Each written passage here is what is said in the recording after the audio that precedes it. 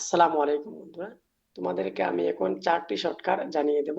এই 4টি শর্টকাট যদি তোমরা শিখো তাহলে তোমরা Android স্টুডিও আরো ভালোভাবে স্পিডে কাজ করতে পারবে। তো প্রথম শর্টকাটটি হচ্ছে তোমরা একটি প্রজেক্ট বানালে। প্রজেক্ট বানানোর পর তোমরা কি করবে? এটা রান করবে। তো রান করার জন্য যে প্রথম শর্টকাটটি হচ্ছে সেটি হচ্ছে শিফট F10 এর মধ্যে ক্লিক করার সাথে সাথে এটা কিন্তু সিঙ্ক হবে। তো আমি শিফট F10 এর মধ্যে ক্লিক করে দিলাম।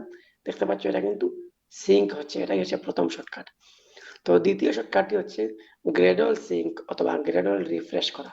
তো এটার জন্য তোমরা এখানে গিয়ে এখানে ক্লিক করে দিলে গ্রেডল রিফ্রেশ হবে, অথবা তোমরা কন্ট্রোল শিফট ওর মধ্যে যদি ক্লিক করে দাও তাহলে দেখতে পাচ্ছ গ্রেডল রিফ্রেশ হচ্ছে। এটাই ছিল দ্বিতীয় শর্টকাট।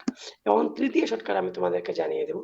তৃতীয় শর্টকাটটি হচ্ছে তোমরা এখানের মধ্যে একটা ক্লিক করবে। ক্লিক করার পর একটি অল্টার ইনসার্টের মধ্যে ক্লিক করবে, তাহলে নতুন ফাইল খোলার জন্য এখানের মধ্যে অনেকগুলো অপশন চলে আসবে। তোমরা এখান থেকে অ্যাক্টিভিটি খুলতে পারবে, এক্সিমেল খুলতে পারবে এবং ভিউ এমটিবিটিও খুলতে পারবে।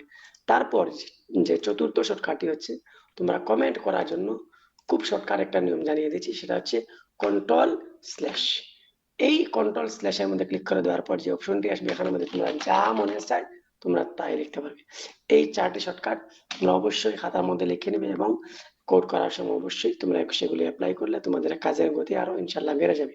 আজকের ভিডিও এ পর্যন্ত এখানে শেষ করে নিচ্ছি। আসসালামু আলাইকুম ওয়া রাহমাতুল্লাহি ওয়া বারাকাতুহু।